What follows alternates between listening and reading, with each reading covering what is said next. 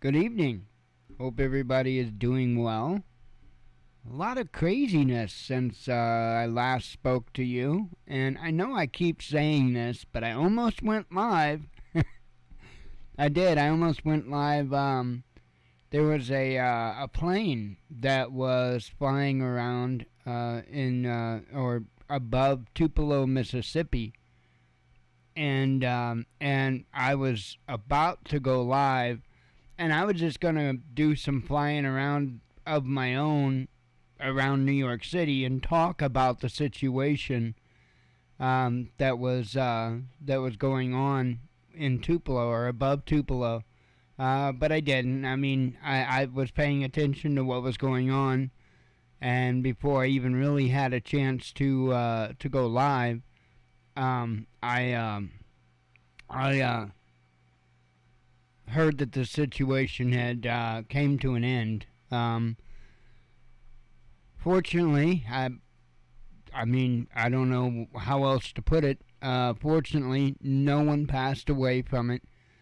I'm sure he's gonna have some hefty fines and gonna spend some time behind bars. But fortunately, nobody was hurt. And the aircraft, I don't know if it's gonna fly again. The news made it sound like it landed without incident. That aircraft did not land without incident.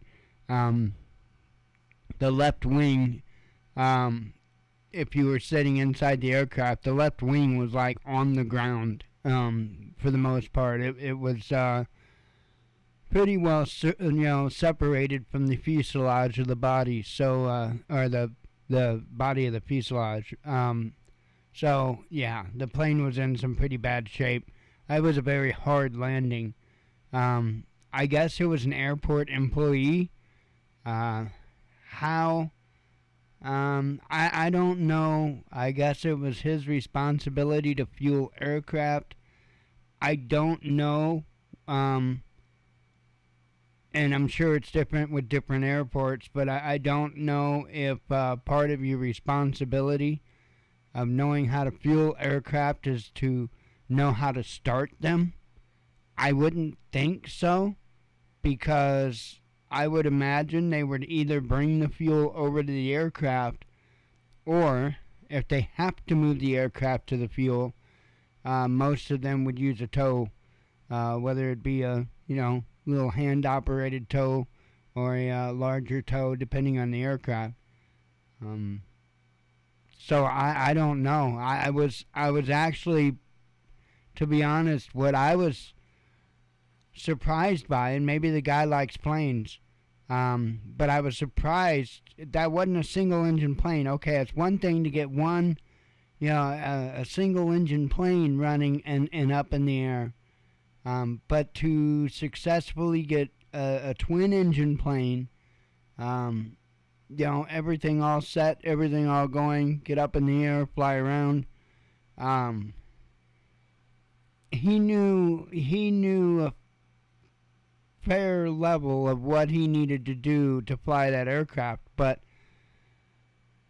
I guess he didn't know how to land the aircraft because he had to seek help on the landing. So that's kind of why I'm a little bit confused on what his level of knowledge. They said that I believe I saw an article that said he had some instruction, some. So I'm assuming he probably had done and gone beyond what they call an introductory flight. So I'm sure he knew a little bit. I'm sure he's probably had a little bit of stick time. Usually during your introductory flight, you'll get stick time, but what you won't be able to do is take off or land. So that would make sense if he had only had 2 or 3 flights or so of instruction, or maybe even just one, as to why he didn't necessarily know how to land. But working at the airport, he may have knew how to start the engines and stuff like that. It's not like getting in your car and putting in the key and turning it. There's much more involved, and depending on the particular aircraft, it could be quite complex. How complex would that King Air be? I honestly don't know. I'd have to look the plane up again. I don't know if it's a turboprop. I don't know. I'd have to look it up again because all of that would make a difference. And if it's a turboprop, that you have to operate that differently than you would just a regular piston, engine plane. Turboprop, as far as flying it, is much more similar power-wise to like a jet as to the delay or the lag behind input and output. In other words, you increase the throttle. By the time that actually takes effect and takes hold, there's a lag. And that's true with a jet engine or with like a turboprop, because there's just that time to where a combustion engine can rev up faster, quicker, if that makes sense. But anyway, kind of interesting. And then another plane, there was another plane that just seemed to have crashed into the Baltic Sea. Very interesting, that particular story as well. I have a fair amount of tabs open. I guess I'm feeling ambitious. Let's see, 4-8. So, and it's a Sunday, so that means we've got headlines all the way from Friday. So, crazy stuff. Let me see why my phone is acting like a freakazoid. Oh, okay. Okay. Let me have a sip of coffee here.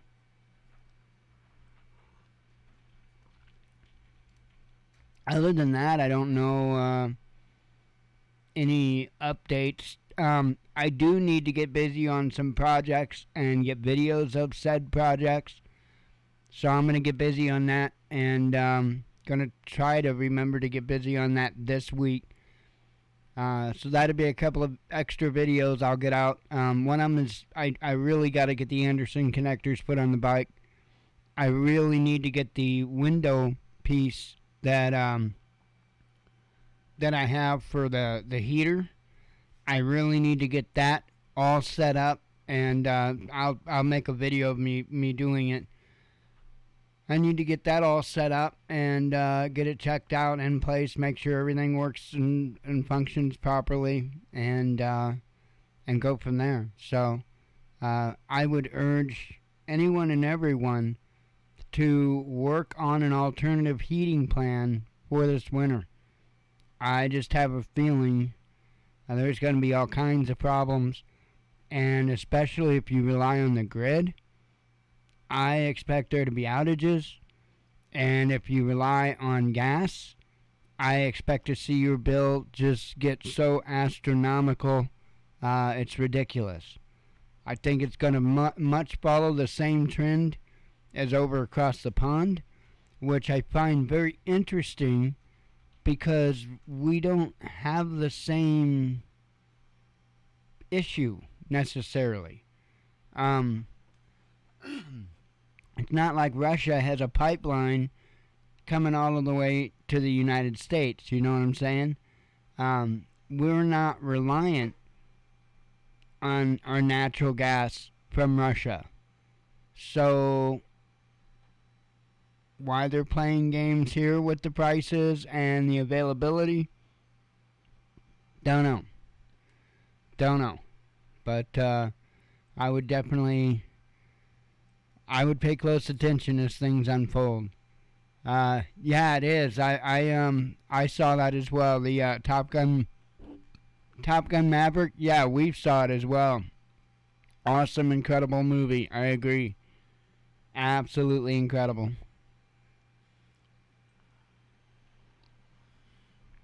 Oh, man. Coffee's just going down so good. Okay. So anyway, I got tons of tabs open. And then a fair amount of headlines to go over. So let's go ahead and hop on in. Police preparing for unrest this winter. Says the Times. UK police fear a sharp rise in certain categories of crime and a risk of civil unrest this winter amid a cost of living and energy crisis, the Sunday Times reports, citing a leaked national strategy paper. The document, compiled by police chiefs, warns that economic turmoil and financial instability may lead to an increase in offenses such as shoplifting, burglary, vehicle theft, online fraud, and blackmail. More children are likely to join drug gangs, and more women may become subject to sexual exploitation.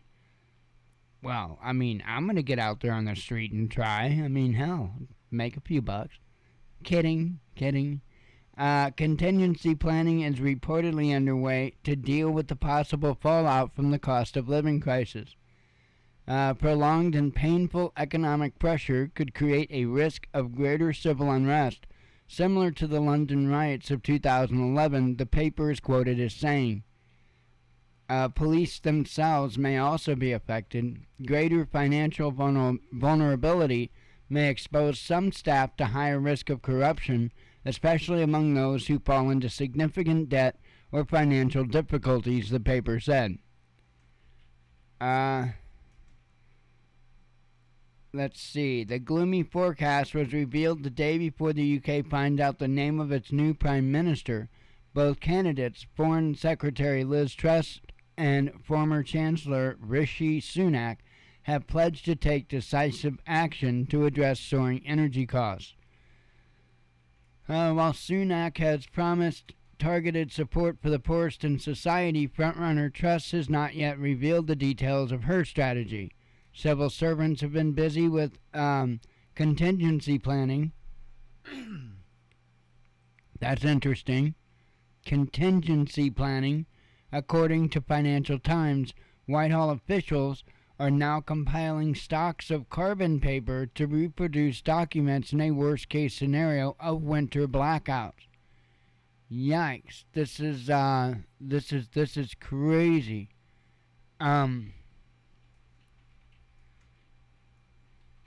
The Daily Mail has reported that this winter could see people told not to cook until after 8 p.m. and not use washing machines or dishwashers between 2 p.m. and 8 p.m. as part of an energy rationing. Pubs may be ordered to close at 9 p.m. and schools could switch to 3 days a week. Sorry, I'm butchering this. The energy crisis in Europe has been exacerbated by sanctions on Moscow over the Ukraine conflict and the decrease in Russian natural gas supplies. While the UK is not directly dependent on Moscow for fuel, it's still suffering. The typical annual household fuel bill is expected to rise around £3,500 from October, 3 times higher than last year. According to the Bank of England's latest report, inflation will soar to 13% in October, and from the fourth quarter of this year, the UK is projected to enter recession. So, they're saying that it's going to get worse yet. And, I mean, we all knew that. That's not something that's foreign to us. But I think they're really starting to, and you have to listen, though. Because, you know, look at how they dealt with COVID, and then look at this. They're definitely not fear-mongering when it comes to telling people about what's going to happen, not just in the UK, the EU, but in the US and Canada and all kinds of other places. I'll tell you what, I've got a story open here, 10 killed and 15 injured in Canada in a stabbing spree today. I've got an article on that. Crazy. It's absolutely crazy. I don't know what's going on here, but I hear sirens again. Heard the blades of the medical chopper spinning up.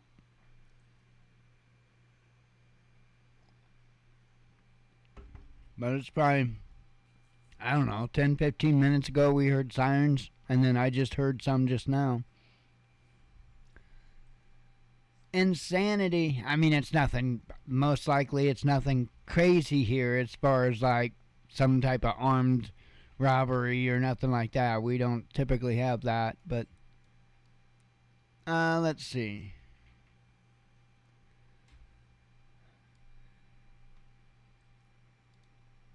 Nord Stream gas supply to EU stopped indefinitely, says Gazprom.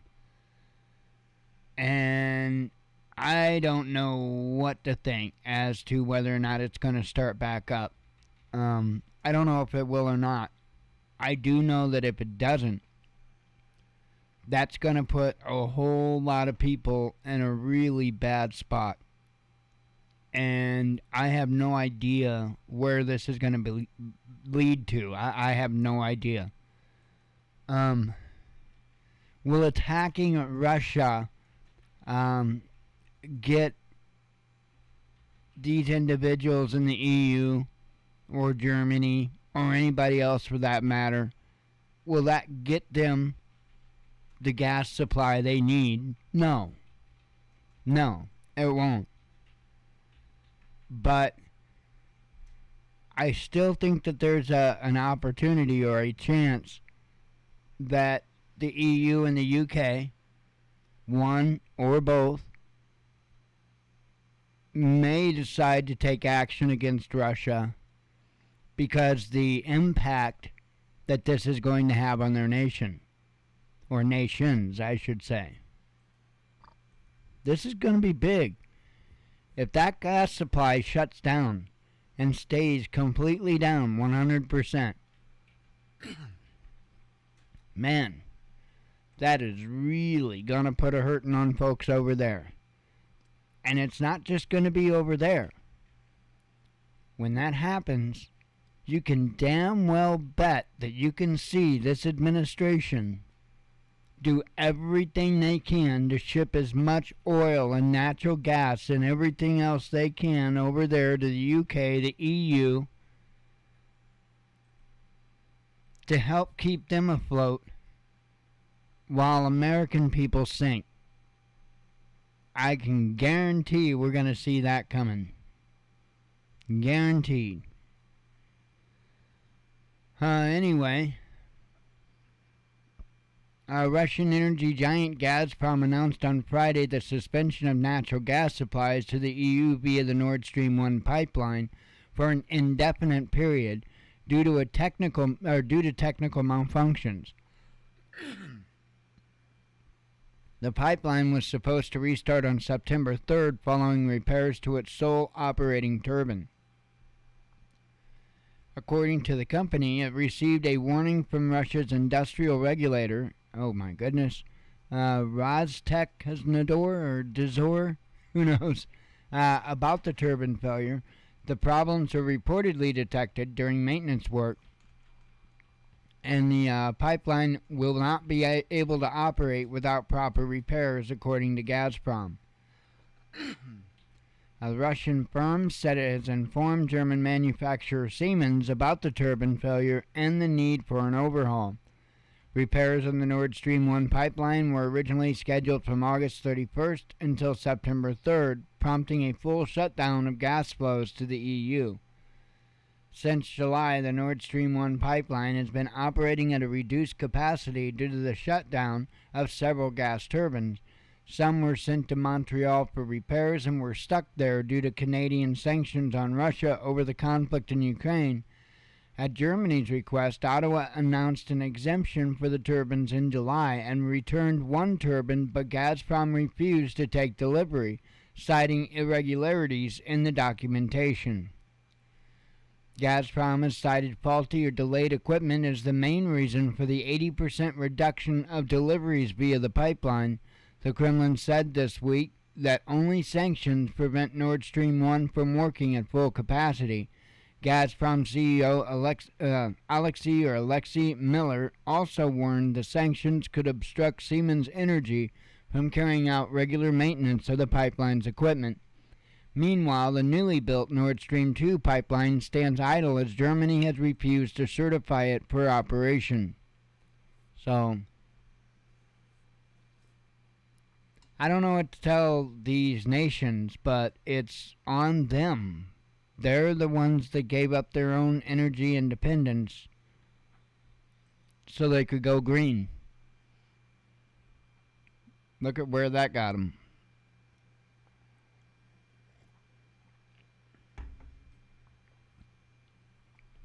All right.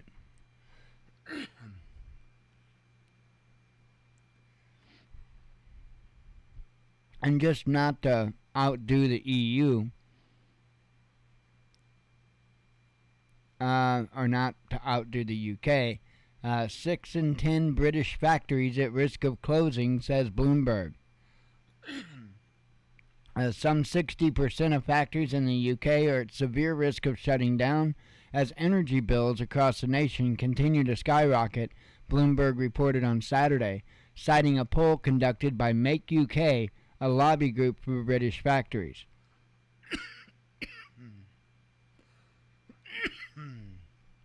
Nearly half of manufacturers have seen electricity bills surge by more than 100% over the last year. Sorry, man. According to the lobby group. The current crisis is leaving businesses facing a stark choice, Make UK said. Cut production or shut up shop altogether if help does not come soon. UK authorities have been under intense pressure over the past year to tackle the energy crisis, with several rounds of support measures unveiled to help consumers and businesses cope with surging costs. According to Purchasing Managers Index published by S&P Global, the country's factory sector is already in decline. Meanwhile, Make UK's survey shows that 13% of factories have reduced their operating hours or avoiding peak periods, with 7% halting production for longer stretches. Emergency action is needed by the new government, Stephen Phipson, Make UK's chief executive officer, told Bloomberg. We are already lagging behind our global competitors. So, I would say about everybody's lagging, to be honest.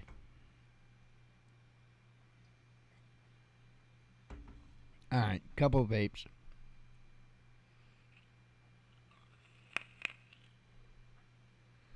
Oh, man. Yeah, I can't think any other things to tell you about as far as projects.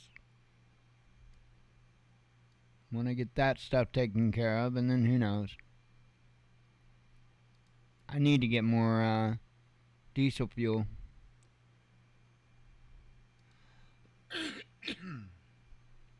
Oh, man.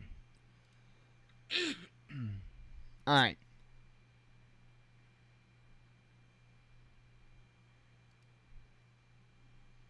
And then speaking back to the EU again. Full gas storage not enough for the EU to last through winter, says Reuters. Fully stocked gas storage facilities may not be sufficient to sustain EU countries during the upcoming heating season, Reuters reported on Wednesday, citing analysts. According to Aurora Energy Research's calculations, the block storage can only provide enough gas for up to 90 days of average demand. Modeling by data intelligence firm ICIS also shows that the region's reserves may run dry by March. Analysts therefore agree that gas consumption should be slashed in order to avoid shortages.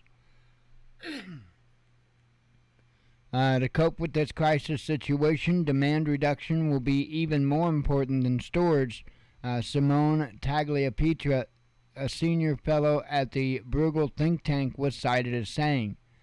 ICIS data shows that if consumption is reduced 15% below the 5-year average each month, the bloc may still have 45% of gas reserves left come spring if Russia continues supplying gas to the region at its current volumes, and 26% if Russia stops deliveries in October.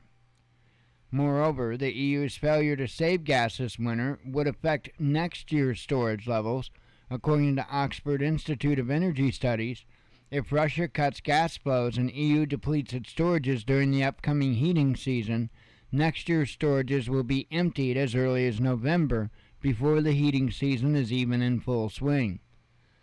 The storage is the safety net, but a very significant demand reduction is what we need as a priority in this crisis.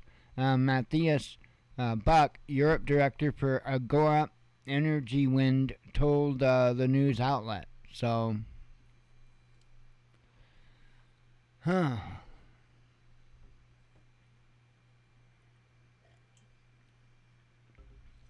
And again, I don't think that we're going to be without issue here in the United States. I think it's going to be stupid here in the United States, to be pretty honest.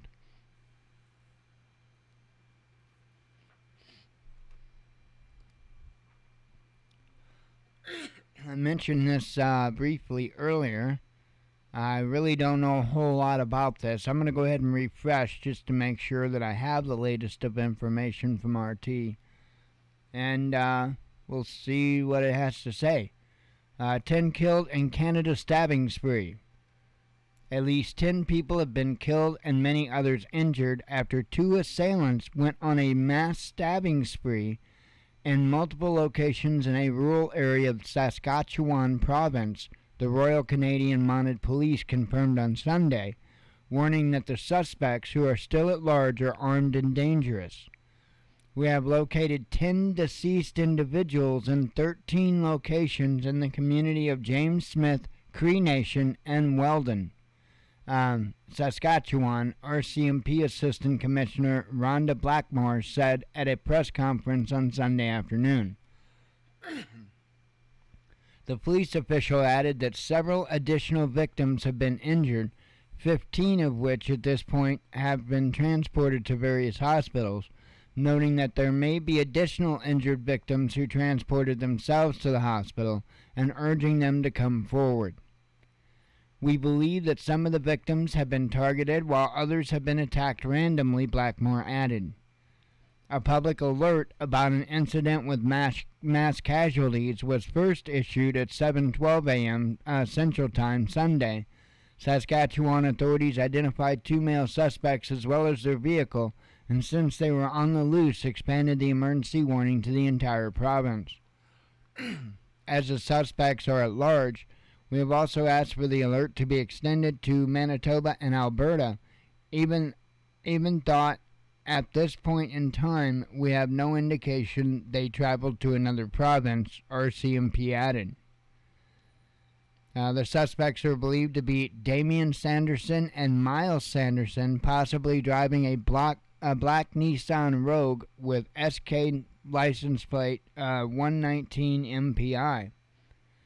As the manhunt continues, authorities urge the public against leaving secure locations, approaching suspicious strangers, or picking up hitchhikers, and to report any suspicious activity to authorities.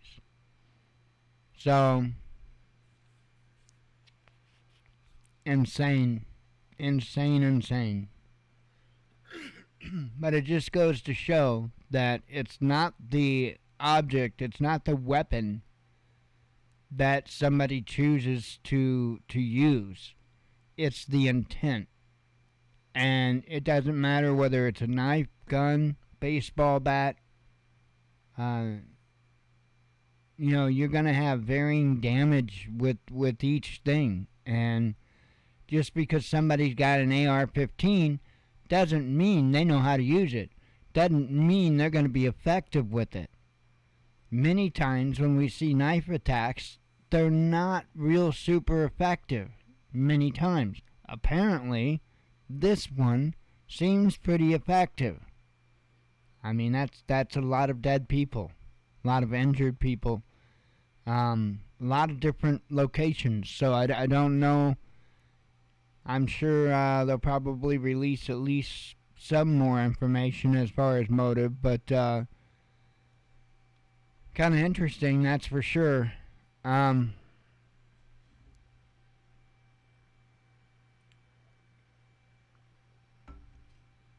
me have a couple of vapes. We got 3 more tabs open, so I'm moving through them pretty quickly.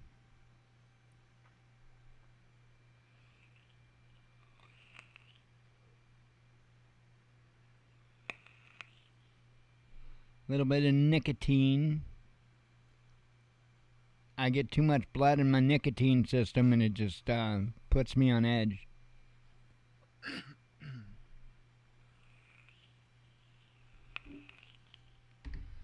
Alright. 10 killed. Oh, talked about that.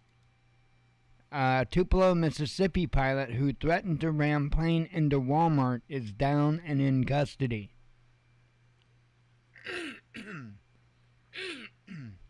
Pardon me. The pilot flying a small plane over Tupelo, Mississippi has landed after threatening to crash into a Walmart Saturday, authorities said. The Benton County Sheriff's Office confirmed the plane flown by a man. Why is that popping up? Flown by a man later identified as Corey Patterson had landed in a field in Ashland, roughly 60 miles northeast of Tupelo. Details on the plane's landing remain unclear. And I was one person that was at least able to see his profile before they nixed it. I saw his profile. I saw where, I'm sure it's going to talk about the message he left for his family. But anyway, it says the Tupelo Police Department said it was notified around 5 a.m. this morning that a pilot, and this, Friday morning, I guess?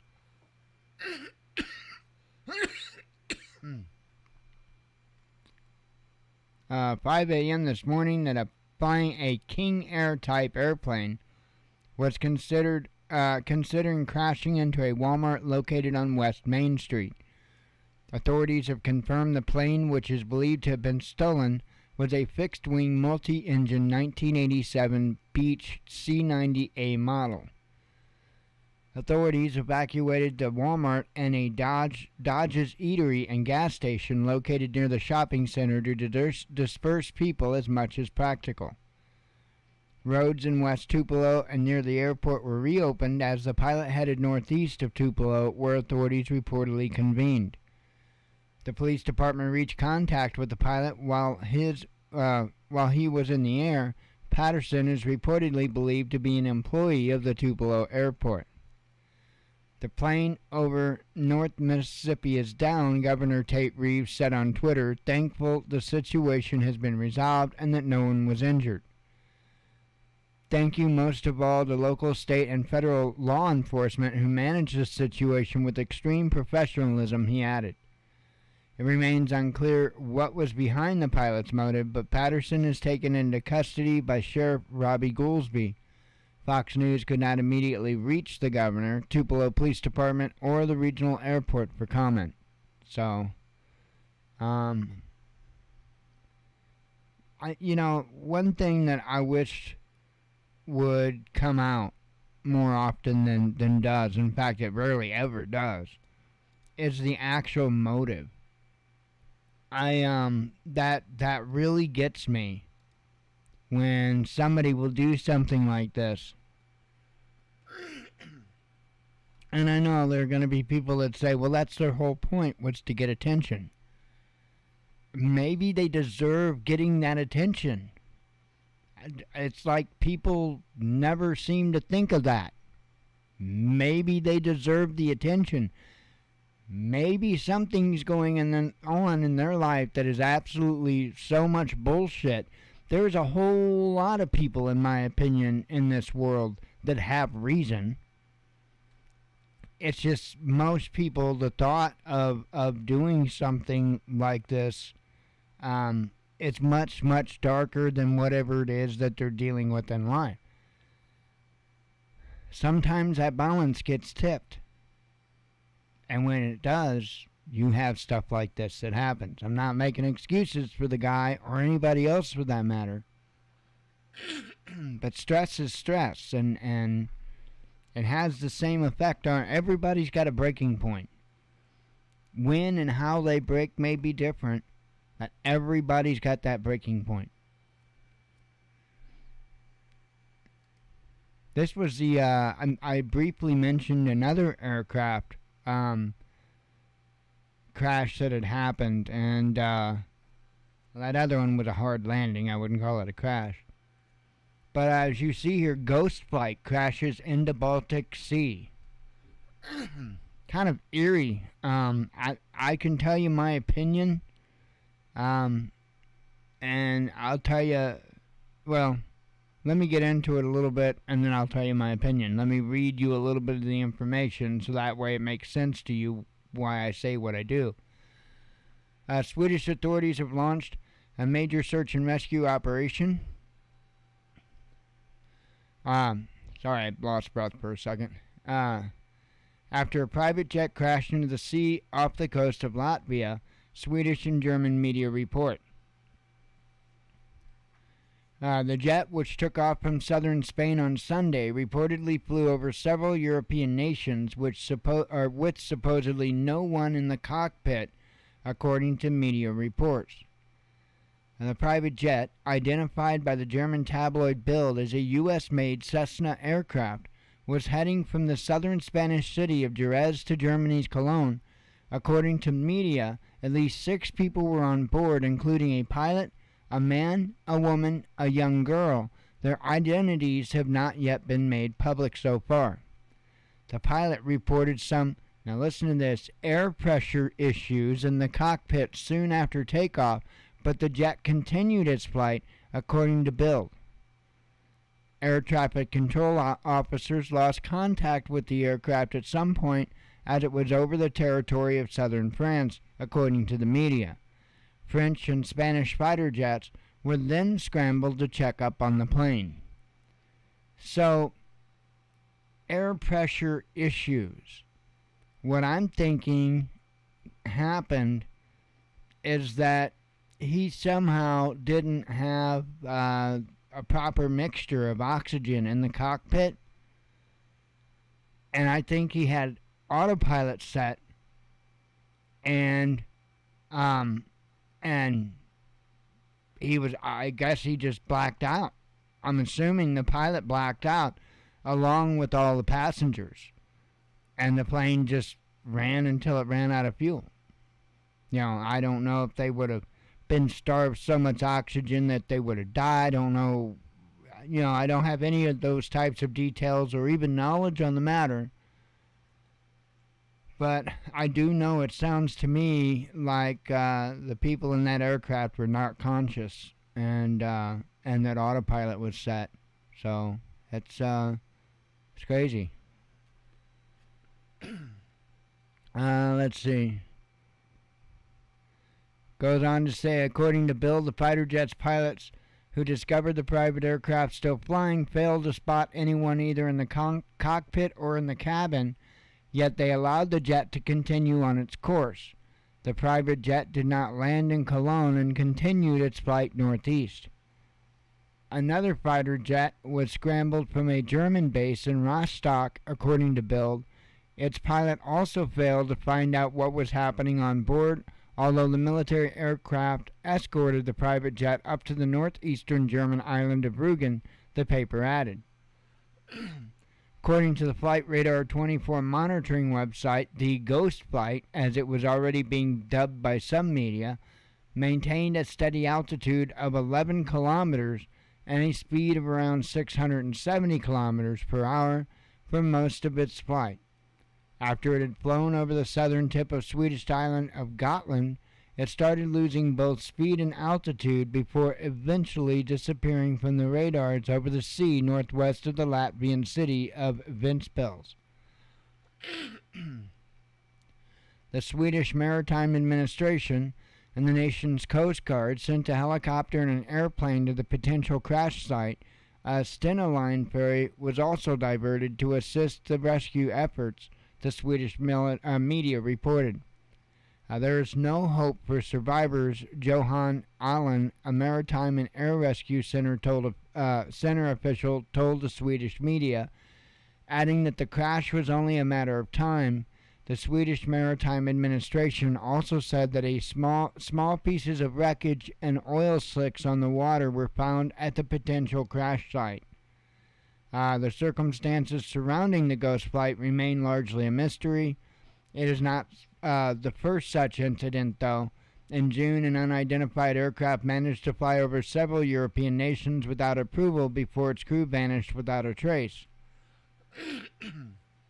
In the June case, however, the plane that took off from Lithuania safely landed at an abandoned airfield in Bulgaria. Its crew managed to flee the scene and remain unidentified. Officials in several countries were closely following the flight, with the U.S., Hungarian, and Romanian air forces sending military jets to escort it at various points. The escorts broke off when it entered Bulgarian airspace, though. So, crazy, crazy, crazy.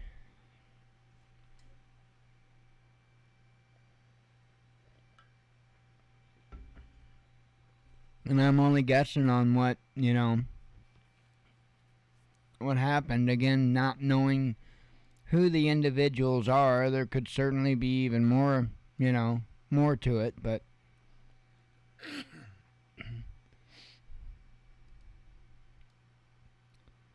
U.S. Army approved purchase from Microsoft. Wow, it just never stops, right?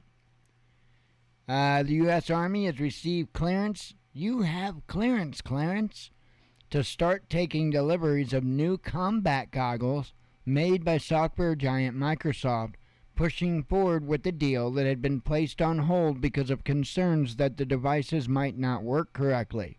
That might be a problem. Seems like you had an F-35 that you put billions of dollars of money into.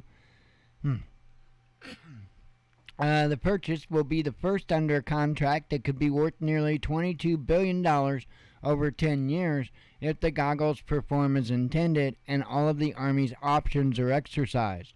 The Army's Assistant Secretary for Acquisition, Douglas Bush, approved acceptance of the first batch of goggles under a March 2021 order for 5,000 sets valued at $373 million, Bloomberg News reported on Thursday. The initial deliveries had been delayed on concern that more rigorous testing was needed to ensure that the Integrated Visual Augmentation System, or the IVAS goggles, performed as expected. Based on initial testing, the devices won't immediately be deployed on battlefields. The Army is adjusting its fielding plan to allow for time to correct deficiencies and also field to units that are focused on training activities, Bloomberg quoted Army spokesman Jamal Beck as saying.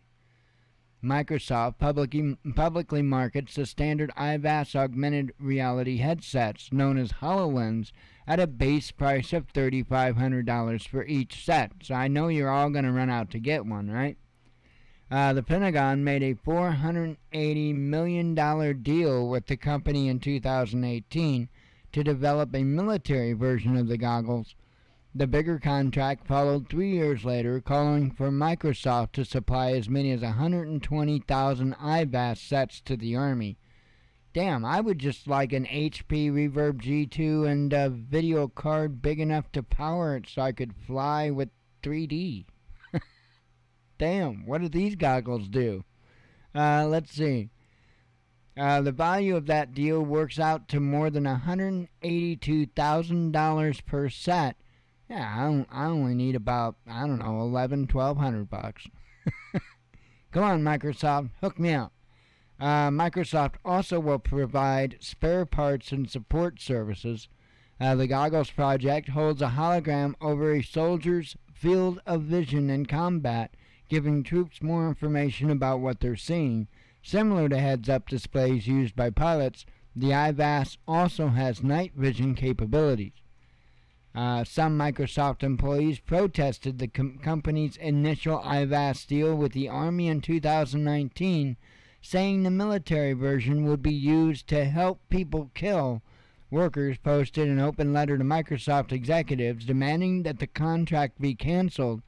Yeah, cancel culture isn't going to work when it comes to the military-industrial complex, I hate to tell you.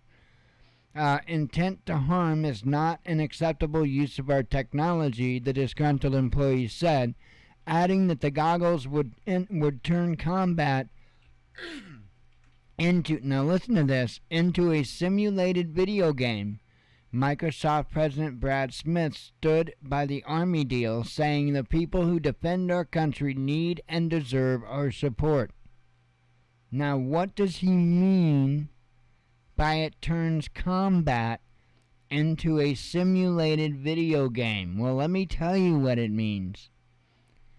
Because every bit of the information on the battlefield, whether it be vehicles, whether it be troops, whether it be aircraft, every vehicle involved or every part, every part of every system is going to be providing information and data, most likely video, at the same time to the same computer systems. It's going to be mapping the same battlefield.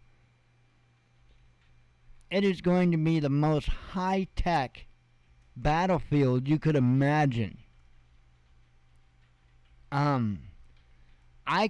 When I sit there and I think about World War III, I don't see nuclear bombs going off, at least definitely not to start.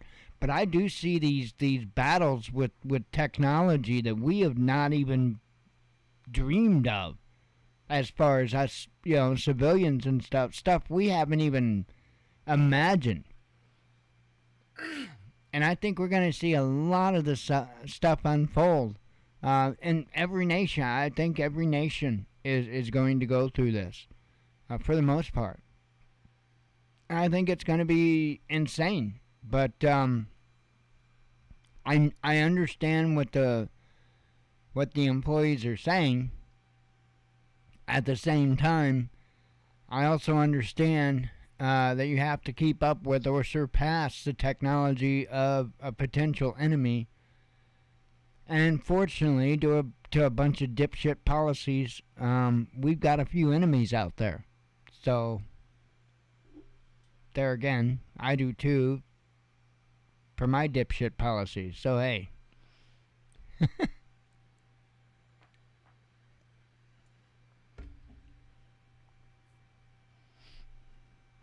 Uh-oh. I got an AP notification. Oh, yikes. Coast Guard. 1 person has died and 8 others are missing after a float plane crashed in Puget Sound, Washington State. Yikes. That just now coming out of AP News. Oh, man.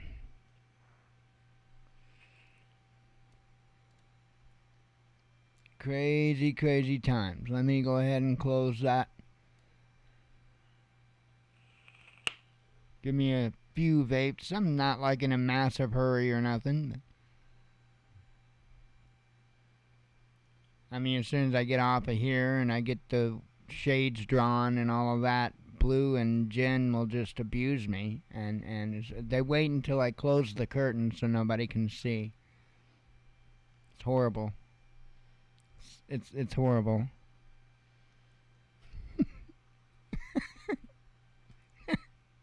Now, normally I don't get beat, but tonight there's a fairly good chance of it. Oh, man.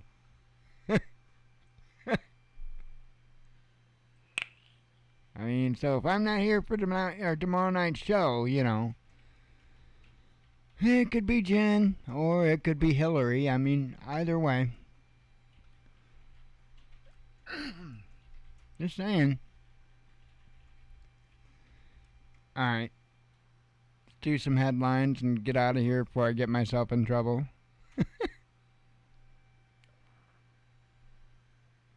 Because I'm good at that.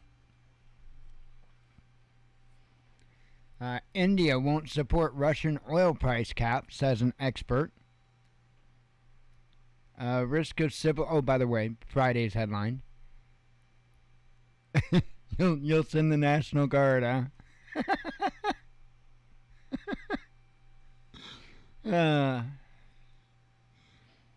And let's see, I did that one. Nord Stream gas supply to EU stopped Oh, I did that one. So, climate activists superglue themselves in Parliament. Is that real effective? I mean, I've noticed that they've superglued themselves to paintings and stuff like that. I just can't imagine that's being real effective. Ukraine admits bombing nuclear plant area. Let's see. Kazakhstan may rename its capital again. Eurasian Union eyes creating industrial park in Cuba. Iran seizes 2 more sea drones. Not 1, 2. German leader party calls for Ukraine peace initiative. Biden seeks to get political enemies killed, says ex-Trump aide. Court reveals what FBI took from Mar-a-Lago. Again, I'm covering Friday's headlines now. Nobel Peace Prize winner gets more jail time for election fraud. No, not Obama. Calm down. Biden backtracks on threat to America. Wolf attack kills EU president's pony. That sucks. U.S. approves weapons sales to Taiwan. It's like that whole deal with the president's pony getting killed, that's like either just really bad luck or an omen, right? I mean,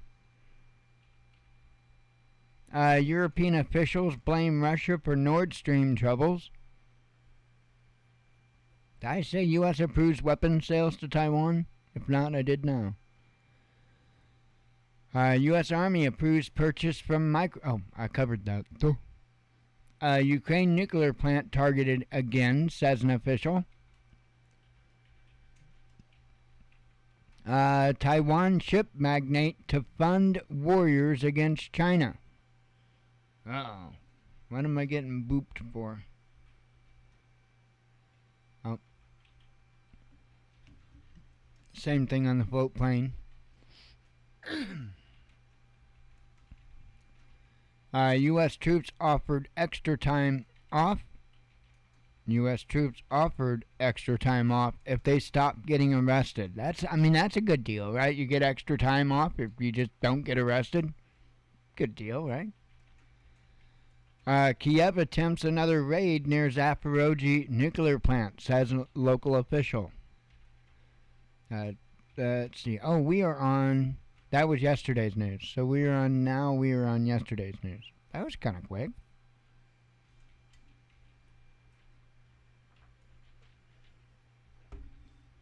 Have a couple of vapes, because that's the rules.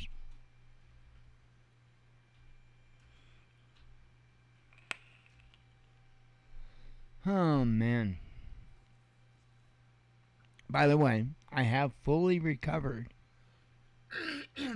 I no longer have nobicadocious because I have a bic. So, fully recovered from nobicadocious. I have put the torch lighter away. Okay. China fumes over U.S. arms deal with Taiwan. Again, yesterday's news. Biden calls up Pacific Island nations for serious talk. Uh-oh. You gonna ask them what flavor ice cream they like best? Ukraine wants to replace Russian gas supplies to the EU. Millions of Britons face poverty, says research. What was your first clue? Pentagon looking to speed up arms sales to allies, says Wall Street Journal. You know, they have all these studies and research about people being in poverty, and it's like, yep, people are starving to death. Yep. You know, it doesn't make sense to me why they just keep releasing reports. Why don't we do something? Yep. Gazprom reveals reasons behind indefinite shutdown of Nord Stream pipeline. Sanctions offer Russia pleasant surprise, says analyst. German ex-chancellor weighs in on Crimea. White House asks for more money for Ukraine. They just need a few trillion more. Gazprom discloses major challenge for Nord Stream. Yeah, lack of interest. EU country's leader attends Gorbachev funeral. West to blame for soaring food prices, says Moscow. Moscow reveals details of latest Ukrainian attack on Zafiroji Nuclear Plant. India pushes UK out of world's top 5 economies again. 26 German right-wing extremists traveled to Ukraine, says media. Russia wants UN to pressure U.S., says media. Pretty much the UN is the U.S., so... scaling of Eurasia's tallest active volcano results in multiple casualties. By the way, Russia wanting the UN to pressure the U.S., that's, like, never gonna happen. I mean, the UN, like I said, basically is the United States. UK government tests carbon paper copying, says media. I covered that. 1 in 6 Italians faces energy poverty. U.S. limits chip sales to Russia and China, says the media. Most German regions can't take in more Ukrainians, says media. A Ukrainian boy shoots rocket launcher at his brother. And, you know, they're trying to ban guns here.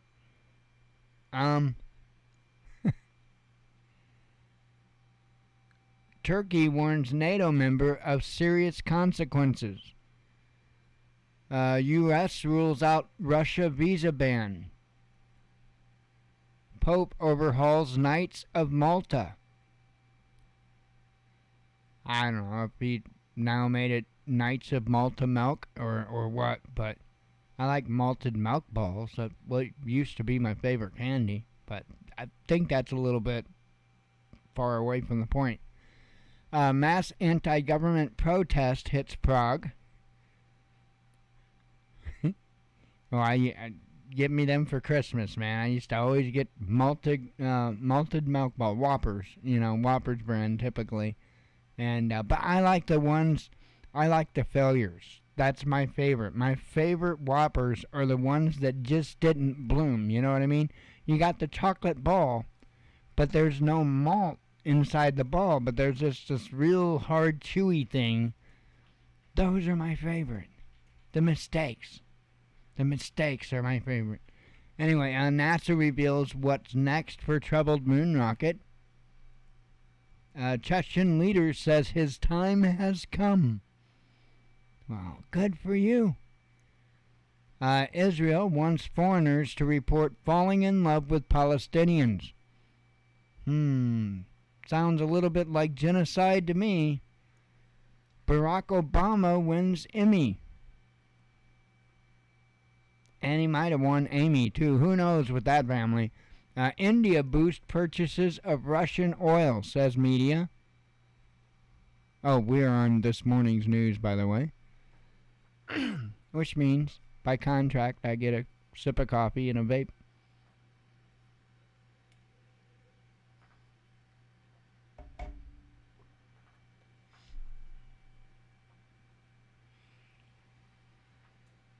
Yeah, I haven't had Whoppers in forever. Can't chomp on them like I used to. I could suck on them until they delete themselves, though, and would love every minute of it. Need to get some. Haven't had them in forever. And, after the apocalypse comes, it's going to be a little bit hard to find them.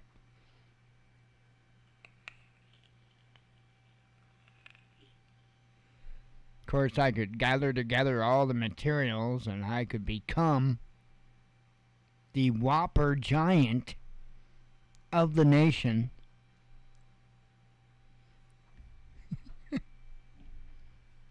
Barter your lettuce and your chickens. I'll have Whoppers.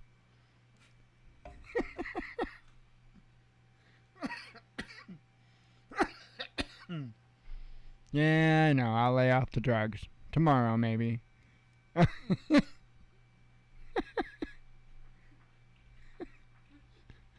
I'll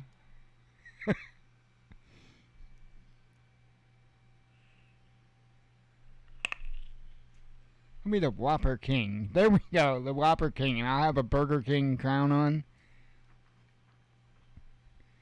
Let's see. India boosts purchases of Russian oil, says media. I think I covered that one about the British factories. Better for Ukraine to negotiate now, says retired U.S. general. Trump brands Biden enemy of the state. Washington may take action against Chinese tech sector. Pakistan issues climate reparations demand. Taiwan deploys anti-drone guns to offshore islands. Germany reveals huge inflation relief package, says AFP.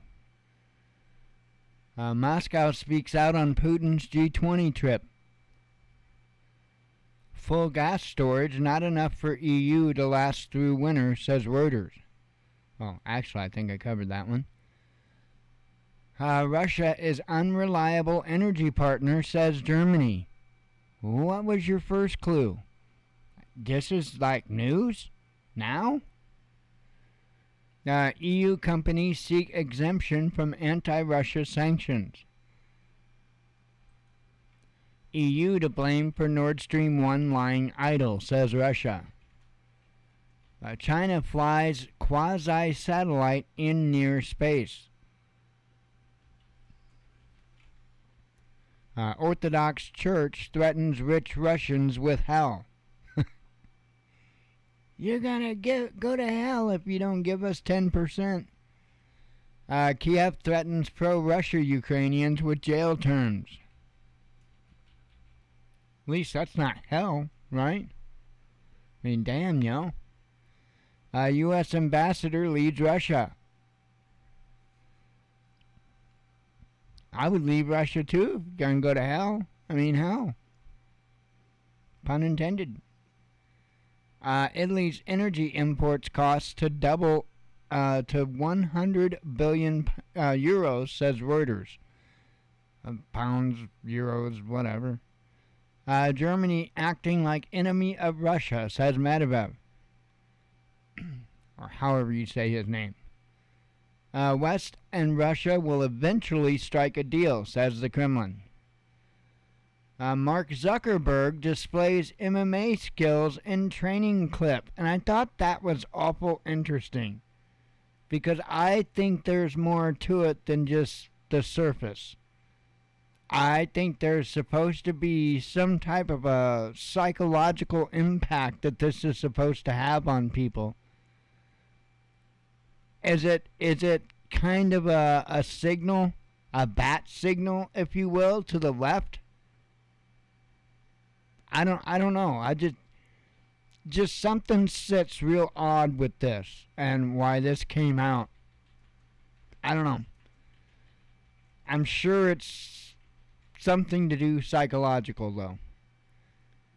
Serbia needs to prepare for difficult decisions, says EU leaders. Cover that one. World's largest particle collider at risk over EU energy crunch. Moscow reveals focus of possible talks with Kiev. Moscow accuses Estonian FM of inciting violence. Kremlin reveals if Putin reads Telegram. And that was it. That's the last one. Huh. Well, that wasn't too bad. Did it like a band-aid and just got it over with and ripped it off.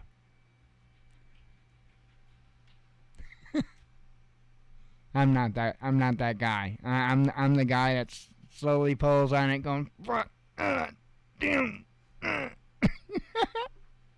I'm that guy. for a little while, and then eventually I'll just rip.